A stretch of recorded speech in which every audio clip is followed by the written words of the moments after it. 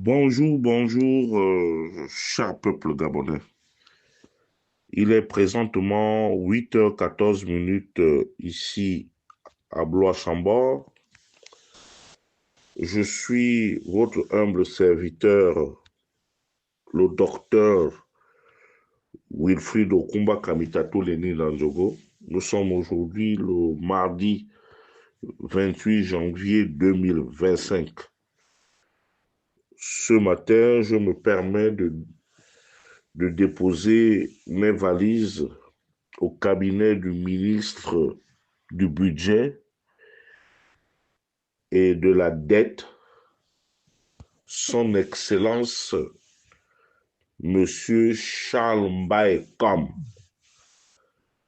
Monsieur Charles Mbaye, excusez-moi de m'introduire de cette manière dans votre cabinet, mais compte tenu de l'urgence, je suis obligé de venir sans rendez-vous pour vous faire état d'une situation qui perdure depuis plus de 10 jours. Le Conseil des ministres du 17 janvier 2025, les décideurs de ce pays, dont le chef de l'État, M. Brice-Clotaire Oligui Nguema et le Premier ministre, ont pris la décision de nommer des Gabonais d'autres ethnies, pas seulement les femmes, au niveau du ministère du Budget. Mais il se dit, selon les mauvaises langues, c'est que désormais, vous poussez le toupet jusqu'à défier celui qui a fait de vous roi, c'est-à-dire M. Brice Clotaire Oligui Nguema et son premier ministre de la Transition, votre frère avec qui vous faites le bangam, son Excellence M. Raymond Dansima. Je puis vous dire avec exactitude que malgré vos jérémiades, malgré tout ce que vous faites là-bas, ces gens seront bel et bien installés. Parce que le Gabon est un seul pays et il est indivisible. Lorsqu'un ministre arrive quelque part, il doit travailler avec l'ensemble des agents placés sous son autorité. Cette affaire de transformer les ministères entiers en cercle, de famille, ça a assez duré. Et puis, M. Charles Mba, n'oubliez pas d'où vous sortez, d'où vous venez. Après une longue traversée du désert, après avoir utilisé la transhumance, après avoir utilisé vos cercles maçonniques, vous voilà aujourd'hui au cœur du pouvoir, mais pour répéter toujours les mêmes erreurs. N'oubliez pas aussi que M. Brice Clotaire Oligui Nguema, dans quelques semaines, devrait normalement se présenter comme candidat, faire acte de candidature pour la prochaine élection présidentielle. Donc, il ne nous revient pas à nous, qui sommes peut-être du bon côté ou du mauvais côté, c'est selon, que nous nous amusions à travestir les instructions de son Excellence, M. Brice Clotaire Oligui Nguema. C'est pour cela que, respectueusement, je vous prie de vous ressaisir et de revenir à de meilleurs sentiments, même si il va falloir peut-être changer ses pères et mères, mais je pense que le moment n'y s'y est plus, parce que nous allons vers la campagne électorale. Nous avons besoin d'avoir tous ces Gabonais derrière le général président, si jamais il se portait candidat, puisque au moment où je fais cet audio, à ma connaissance, il n'a pas encore exprimé le vœu ou bien donné sa parole s'il est candidat ou s'il n'est pas candidat. Sur un tout autre plan, je voudrais profiter de cet audio pour m'adresser au cadre du Haut-Ogooué dans leur ensemble. J'ai suivi certains audios où certains esprits malins utilisent certaines nervis pour diffuser des informations à caractère tribal. Et je suis d'autant plus déçu que le Haut-Togo a toujours été une terre d'accueil, une terre hospitalière. Je ne vois pas en quoi nous allons nous insurger contre l'association Osiman parce que ces derniers veulent rentrer dans le Haut-Togo pour mobiliser leurs parents-enfants. Mais, chers frères du Haut-Togo, chers cas du Haut-Togo, c'est vous qui prenez cette affaire-là avec beaucoup de légèreté. Le défi est là. Ce défi concerne l'ensemble de toutes les provinces du Gabon. Il y a des postes à pourvoir, à gagner en fonction de la mobilisation des uns et des autres. Et ça concerne même la diaspora. C'est pour cela que j'ai pris mon bâton de pèlerin. Le premier ministre du gouvernement sortira de la province qui viendra largement en tête. Donc, si aujourd'hui, par extraordinaire, la diaspora arriva en tête, eh bien, le vice-président ou le vice-président de la République ou le vice-président du gouvernement devrait échoir au peuple de la diaspora, à la 10e province du Gabon désormais. Voici la réalité des faits. Mais comme dans le Haut-Togo, on nous a habitués à la facilité. Il y a quelques jours, j'ai appelé au grand rassemblement, au rassemblement du Haut-Togo. Oui, il y a des problèmes chez nous. J'en conviens. Je suis d'accord avec vous. Il y a des problèmes de poste. Il y en a qui ont perdu des positions. Mais hier, vous avez ces positions. Qu'avez-vous fait pour la province? À un moment donné, il faut savoir reculer pour mieux sauter. Mais l'heure aujourd'hui n'est plus à tergiverser. C'est pour cela que, très respectueusement, j'ai soumis à votre imprimature collective la possibilité d'adhérer avec force et vigueur au sein de l'association Force. Parce que nous n'avons plus de temps. Je ne veux pas paraître aux yeux du monde comme étant un tribaliste de choc. Mais aujourd'hui, la situation est de plus en plus chaotique. Les femmes nous ont damé le pion. Il ne manque pas de gens qui ont de l'argent chez nous. Henri-Claude Oyime est là. C'est une grosse fortune. On ne peut pas rester 40 ans à la tête d'une banque comme la BGFI où on blanchit des capitaux, où on fait n'importe quoi, comme on vient de dire aux Gabonais ou aux Atogouviens qu'on n'a pas d'argent. C'est l'égoïsme qui nous tue dans le Haut-Togo. Léopold Batolo, depuis qu'il saccage la Comilog, via sa RSE, avec tout ce qu'il fait, il ne peut pas nous dire aujourd'hui qu'il ne peut pas nous sortir 100 millions pour que nous puissions organiser un rassemblement de grande ampleur pour répondre, pour une réponse du berger à la bergère.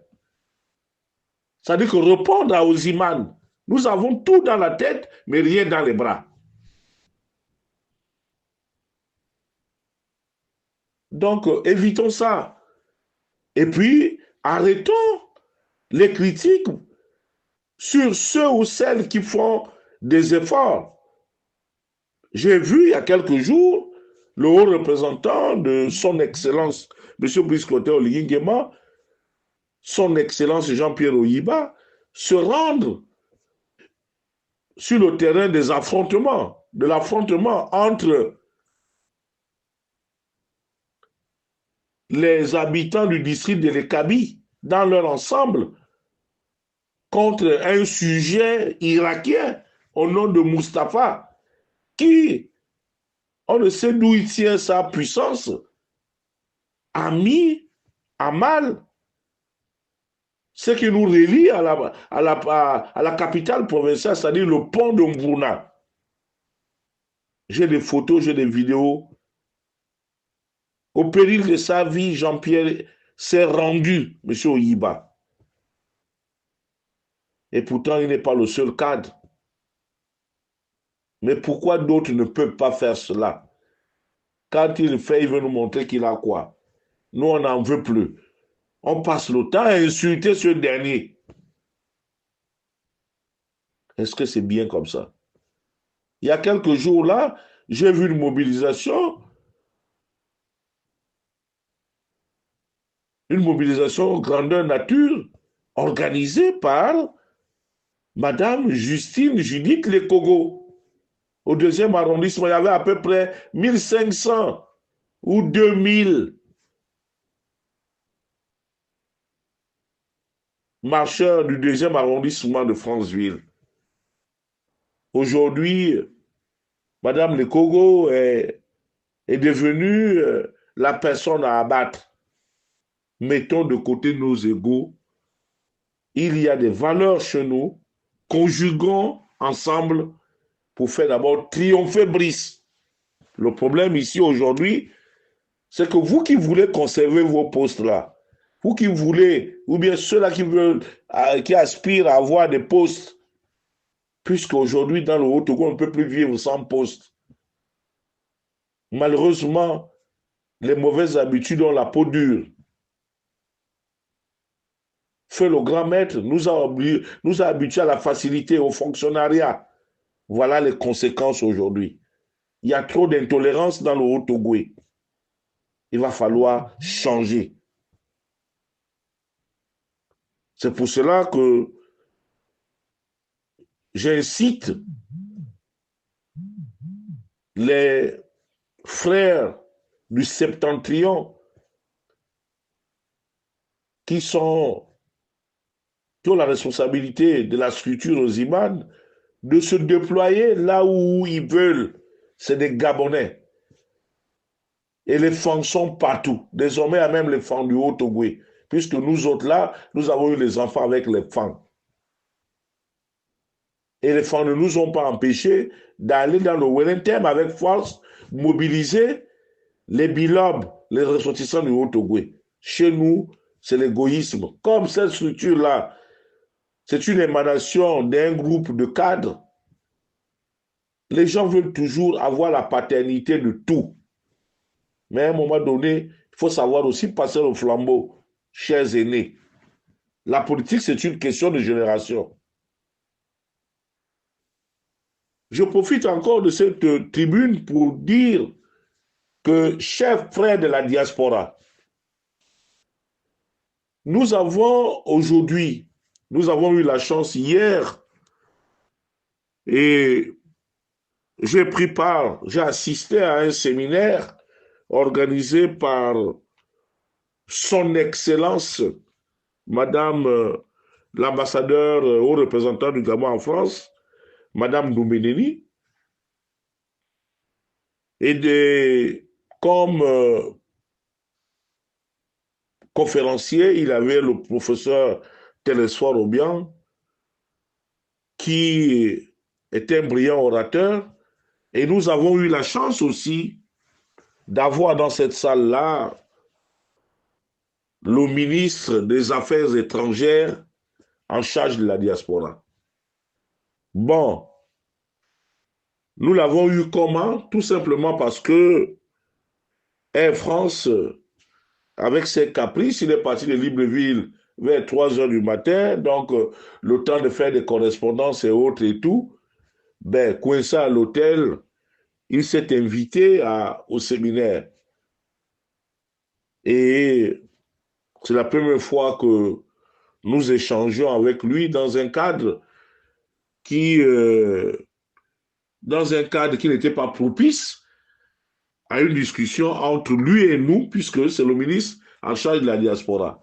Depuis 16 mois, nous constatons que il travaille beaucoup plus pour le ministère des Affaires étrangères, parce que là-bas, il y a certainement des fonds,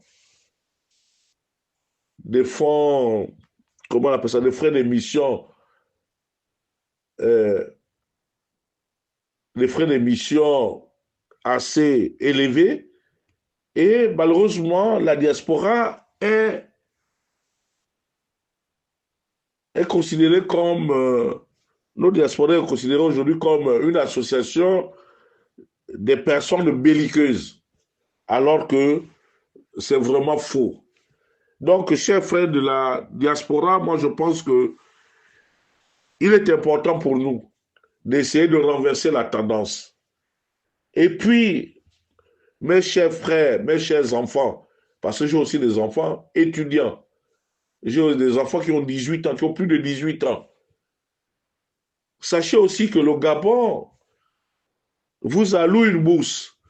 Vous me direz que oui, cher père, cette bourse-là arrive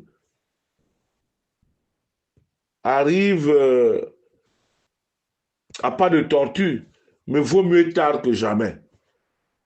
Mais vous ne pouvez pas laisser notre pays aux mains d'apprentis sorciers en vous détournant complètement de vos obligations, c'est-à-dire l'enrôlement et de montrer aux gens qu'on est Gabonais, unis au sein de la diaspora, nous serons forts. Et je me bats parce que il y a beaucoup de problèmes à régler au sein de la diaspora. Il y a le problème de l'activisme qui prend des proportions inquiétantes. Il y a le problème du retour de certains à Libreville. Il y a le problème de l'intégration de plusieurs d'entre nous. Il y a aussi le plein emploi que le président veut mettre à l'avant dans son projet de société, m'a-t-on dit. Mais pour cela, il va falloir que chacun d'entre nous se mette au travail. Levez-vous, chers membres de la diaspora. Ne vous laissez pas intimider. Nous avons eu encore la chance que le ministère de l'Intérieur a fait une rallonge relative aux enrôlements, c'est jusqu'au 8. Mais nous sommes, je continue de le dire, qu'au jour d'aujourd'hui, nous avons fait un exploit. Nous sommes pratiquement près de 2500 enrôlés, plus les 4800. Donc nous sommes pratiquement dans les 7300. Mais le compte n'y est pas parce que je rêve d'un chiffre rond, celui d'avoir 10 000 électeurs ici en France. Et si nous sommes assez nombreux, ça permettra, nous allons jouer un rôle important. Et si nous arrivons en tête ici, il y a de fortes chances que le prochain chef du gouvernement ou le prochain vice-président de la République ou plusieurs ministères vont échoir à la diaspora.